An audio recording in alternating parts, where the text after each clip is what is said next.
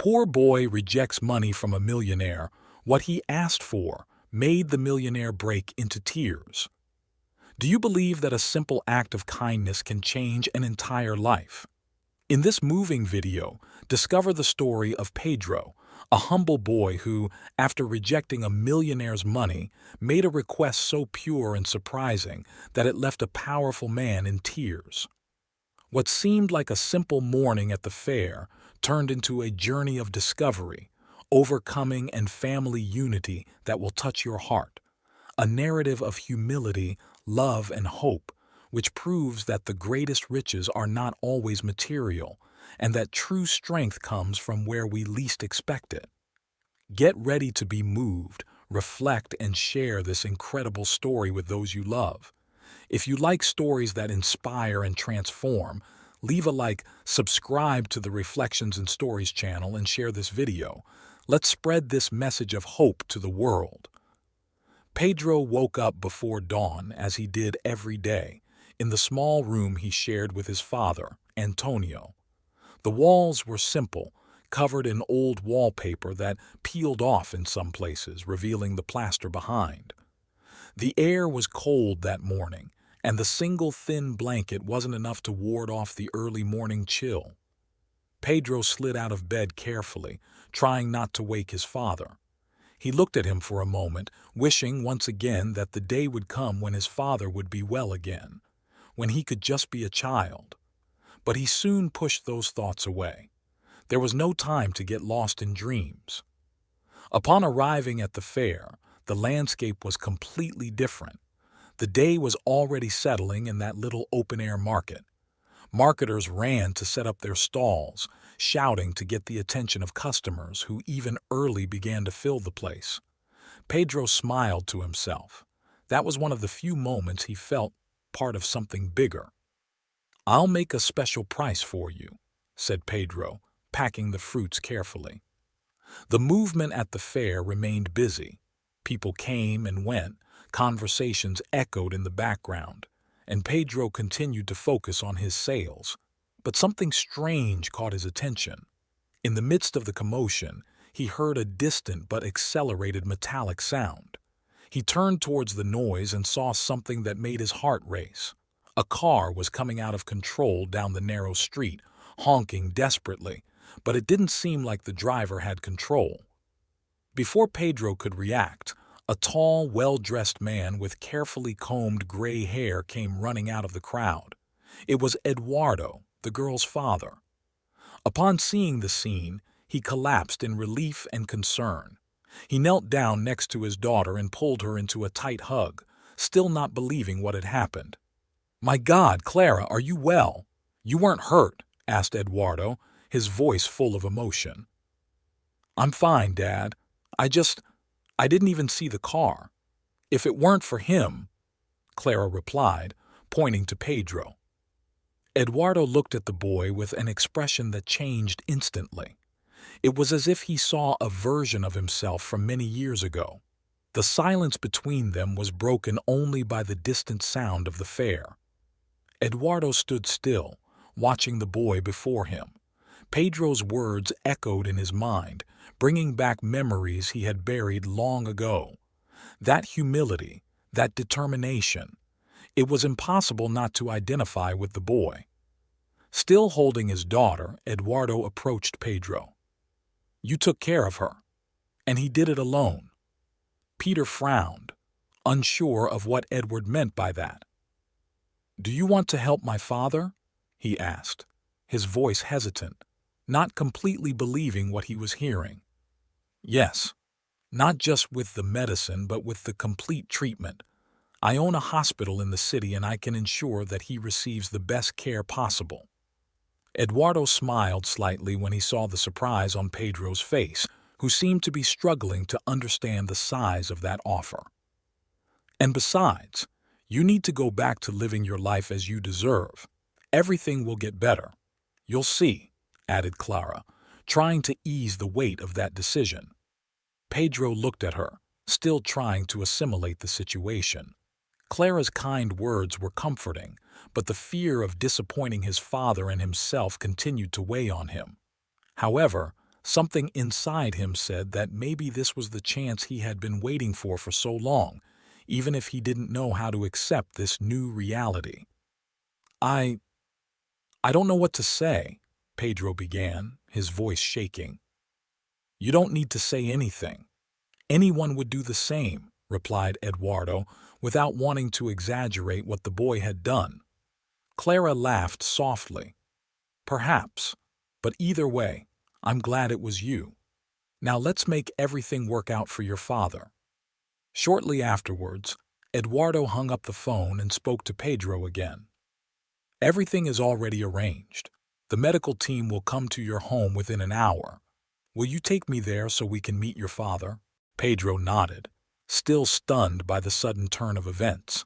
That would be the beginning of something bigger in Pedro's life. Eduardo wanted to help him in a way that was more than charity. Clara walked a few steps behind, quietly, observing the landscape that was slowly changing. The streets on the outskirts were very different from her reality, and this made her reflect on how unfair life could be for some. She felt a mixture of admiration and compassion for Pedro. Something inside her sparked a desire to help him, not just because of what he had done for her, but because it seemed like the right thing to do. Finally, they arrived at Pedro's house. She was far from perfect, but she was all he and his father had. Pedro approached the room where Antonio was resting and knocked lightly on the door. "Dad, it's me. I arrived with a friend," said Pedro, opening the door slowly. The room was small and dimly lit, with just a single bed and a small table next to it. Antonio was lying down. His eyes were half open and his breathing was still heavy, but he smiled when he saw his son enter. Even though he was overcome by illness, there was a sparkle in his eyes. I always knew my son was special, but hearing a stranger recognize his courage made tears finally roll down his face. He tried to speak, but emotion stopped him. Pedro, in turn, felt a lump in his throat when he saw his father so emotional. "Dad, everything will be fine," said Pedro, trying to contain his own trembling voice. "You will get better. They will help you."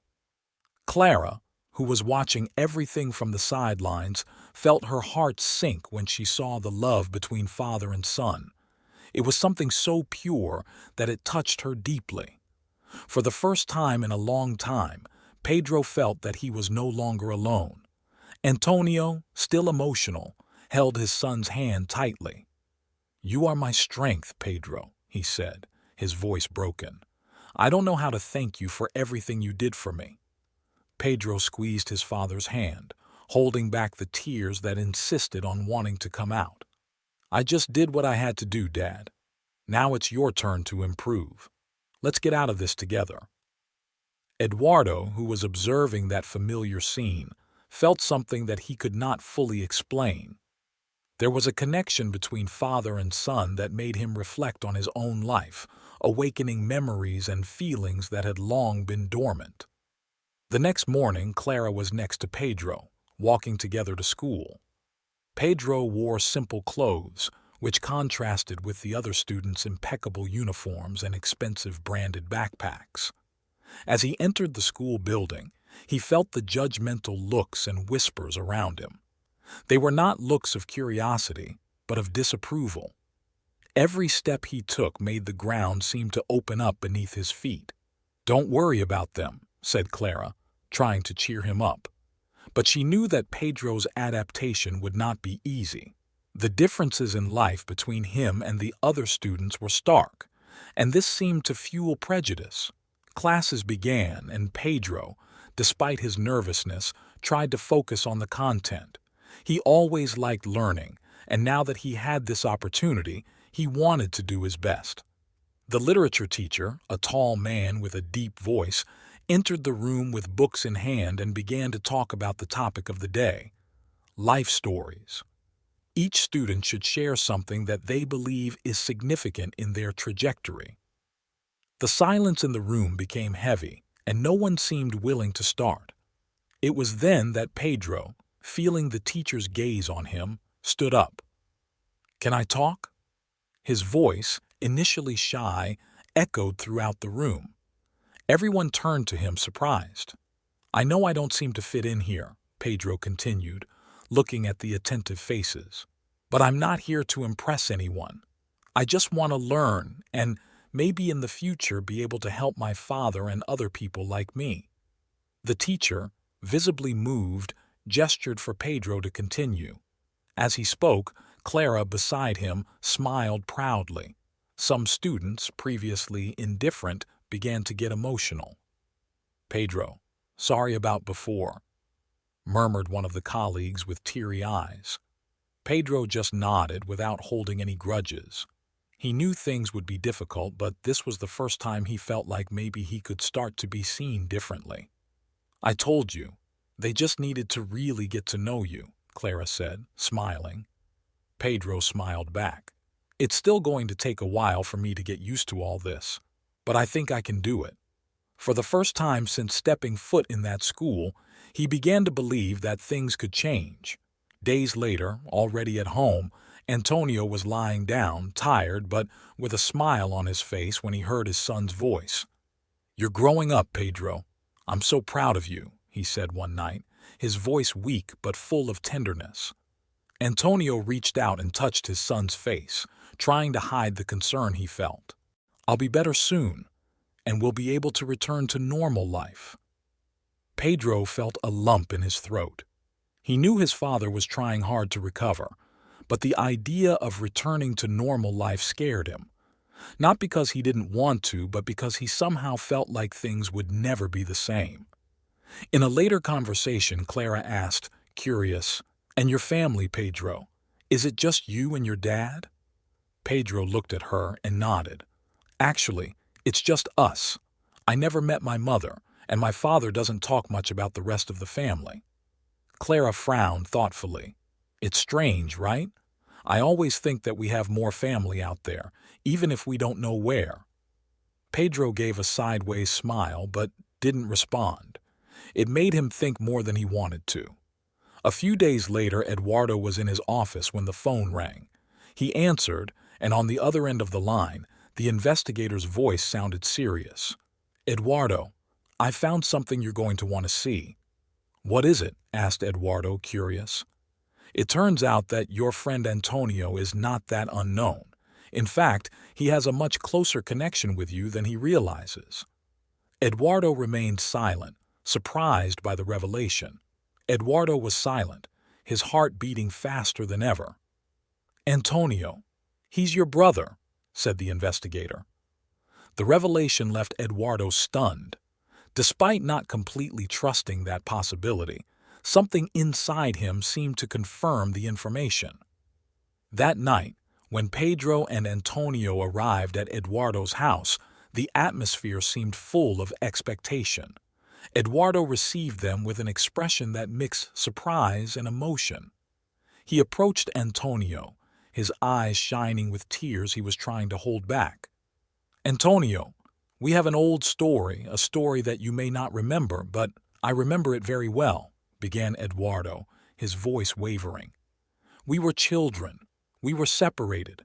You are my brother." Eduardo's words hung in the air, loaded with meaning. "I know it seems impossible, but I found the proof, the dates, the photos. And when I saw you for the first time, something inside me told me that I knew you. I just didn't know where, until now." Antonio's gaze, previously confused, finally gained firmness. He passed his hand over his face, trying to contain the tears that insisted on appearing. Is that really you, Eduardo? My brother?" His voice was hoarse, full of repressed emotion. Eduardo nodded with tears in his eyes. "Yes, it's me. And now we can be a family again." Antonio let out a low sob, and the emotional barrier finally gave way. Tears streamed down his face as he leaned in to hug Eduardo. It was a silent embrace, but one filled with years of pain, separation, and unexpressed longing. Pedro stood still, observing that moment, his heart filling with something he couldn't name. It was as if, suddenly, All the difficulties he and his father faced made sense, connecting to something bigger. Clara, who was watching the scene, smiled, moved. Antonio, catching his breath, looked at Pedro with a mixture of pride and regret. I should have told you more about the past, son, but the pain was too great. I never thought I would meet my brother again. Pedro approached his father, taking his hand affectionately. Dad, it's okay. I know you did what you thought was best.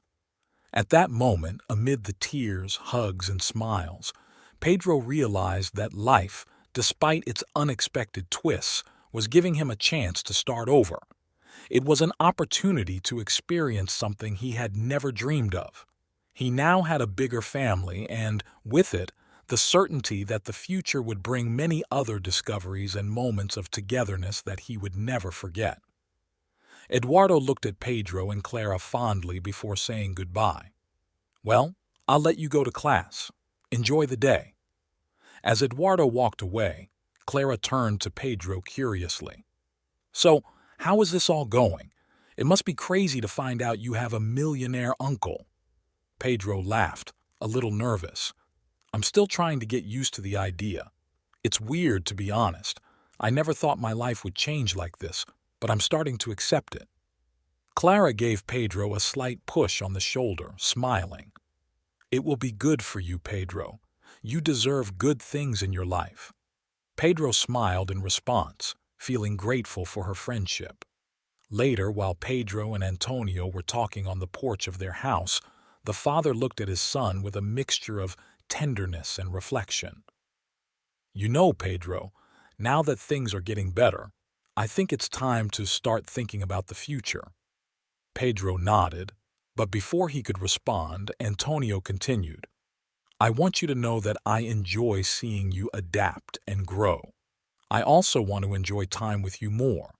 I feel like we've lost a lot in recent years because of my illness. Pedro felt a tightness in his chest when he heard those words. He knew his father carried a burden of guilt over the illness, as if it had taken something away from them both. Dad, it doesn't matter what we've lost. The important thing is that we are here now, together, and we still have time. Antonio smiled, visibly moved, and Pedro felt that, for the first time in a long time, they were truly at peace. Over time, the pieces of Pedro's life began to fall into place.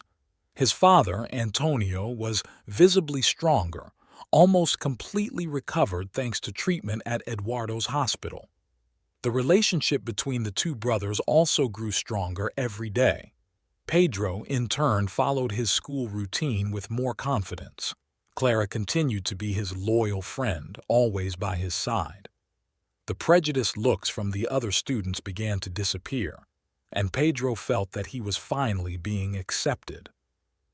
One day, while they were on the porch, Pedro asked a question that he had been carrying in his heart for years. Dad, why didn't you ever tell me about my mother? Antonio seemed to freeze for a moment. His eyes, which were once filled with joy at recovery, now showed an old pain, which he had carried in silence. He sighed deeply as if gathering the strength to speak. Pedro, your mother was the most special person I've ever met. When we met, our lives were very different. We were young and in love, but she left too soon. It was the greatest pain of my life. Pedro felt the weight of his father's words. Why didn't you ever tell me this before? I could have understood somehow. Antonio looked at his son, his eyes teary with regret. I know, Pedro, and I'm sorry about that. I was so focused on protecting you from the pain that I forgot that you had a right to know. I thought that by not speaking I would be sparing you, but I see now that I was wrong. Pedro placed his hand on his father's, squeezing it affectionately. It's okay, Dad.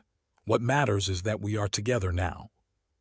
At that moment, Eduardo joined them on the balcony, observing the scene in silence before sitting down next to Antonio and Pedro.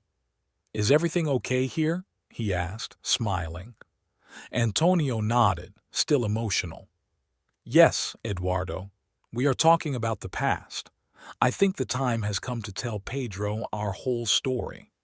Pedro looked at his father and uncle, feeling that although there was much to be revealed, he need not fear. For the first time, he had a complete family and the promise of a future full of new possibilities. Eduardo nodded, understanding the weight of that conversation. This is important, Antonio. Pedro deserves to know everything, and I think the time has come. Antonio looked at his brother and then at his son. He knew that opening the doors of the past would not be easy, but Pedro had the right to know his history. While his father spoke, Pedro listened to each word carefully, imagining the woman he had never met, but now felt so close to. There was inescapable sadness, but also comfort in knowing more about his origins. As the days passed, Antonio continued to improve.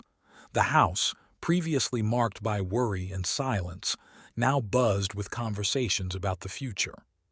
Eduardo was a constant presence, and the bonds between him, Antonio, and Pedro grew stronger every day.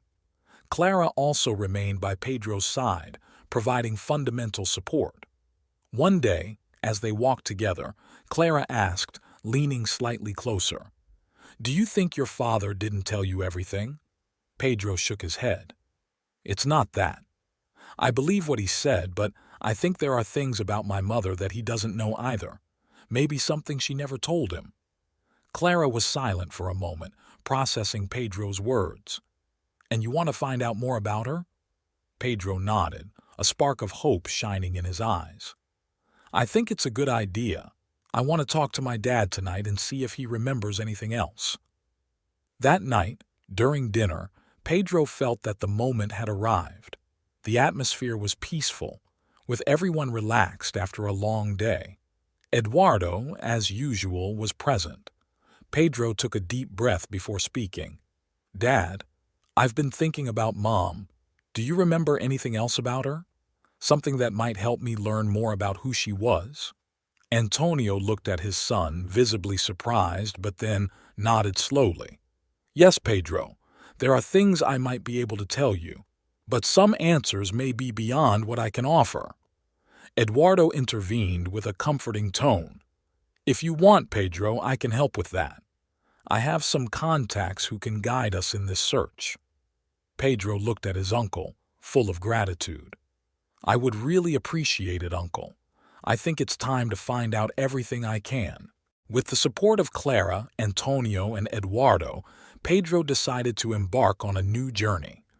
The search for answers about her mother wasn't just about filling in gaps in the past. It was about understanding your roots and finding your place in the world. In the following days, Eduardo used his contacts to locate old documents and information related to Pedro's mother. Soon, a clue led them to Santa Cruz, a small and quiet city, full of old streets and houses with exposed brick facades. When they arrived at the end of the afternoon, Pedro observed the place with curiosity. He tried to imagine his mother walking down those streets, laughing with friends, living a life he never knew. Something inside him seemed to calm down when he saw the scenery that was once part of his mother's story. As they walked through the streets, the locals looked at them curiously. Pedro felt he was in the right place to finally discover more about who he was and the woman who had once been so important in his father's life. When they arrived, a man greeted them with a welcoming smile. "You're not from here, right?" he asked, his voice full of kindness. "No, sir," replied Pedro politely. "Actually, I'm looking for information about someone who lived here a long time ago. My mother, Maria. She lived here before I was born." The old man frowned, thoughtful for a moment. "Maria? The name is familiar to me. There was a girl called Maria who lived here, yes, many years ago." Before he could continue, an elderly woman appeared at the door of the house. She had bright eyes with emotion and asked, "Are you the son of Mary?" Pedro nodded, and the woman smiled warmly. Come in. We have a lot to talk about." Inside Dona Estela's house, the walls were decorated with old photos and objects that seemed to hold memories of a lifetime. She led them into the living room where they sat in comfortable armchairs. Clara and Pedro listened attentively as the lady began to tell stories about Maria. "Maria was my best friend," said Dona Estela with a distant look. "She had a joyful spirit but also a depth that few people understood. When she left, it was as if a piece of me had gone with her." Dona Estela paused, as if delving into old memories. Then, slowly, he walked to an antique dresser and carefully opened a drawer. From there, he took out a small, delicately decorated wooden box. "This was from your mother," said Dona Estela, handing the box to Pedro. "She never told me what it contained, but she asked me to keep it for you." Pedro took the box carefully, feeling the weight of the moment. He looked at Clara, who nodded in encouragement. With shaking hands, he opened the lid of the box. Inside, he found a letter and an old photo of his mother. When holding the photograph, Pedro felt an immediate connection. It was as if his mother's smile, captured in that image, told him that she was always with him, guiding him even in her absence. He opened the letter and read it in silence, while discreet tears ran down his face. When he finished, Pedro put the letter and photograph back in the box.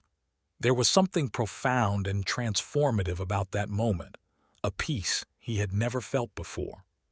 When they returned to the inn, Eduardo was waiting for them, eager to know what they had discovered. Pedro told everything, talking about Dona Estela, the box, and his mother's stories. Eduardo, moved, hugged his nephew tightly. "Now you have the answers you were looking for, Pedro, and know that your mother would be proud of the man you have become." Pedro looked at Eduardo, at Clara, and then at the starry sky that night. For the first time in a long time, he felt complete.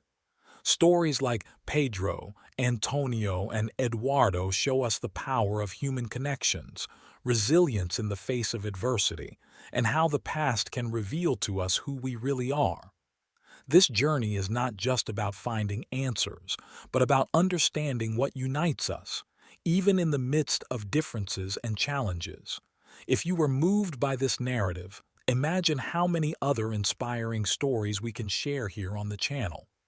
Each video is designed to bring reflections, emotions, and learning that can touch your heart or even change your perspective on life.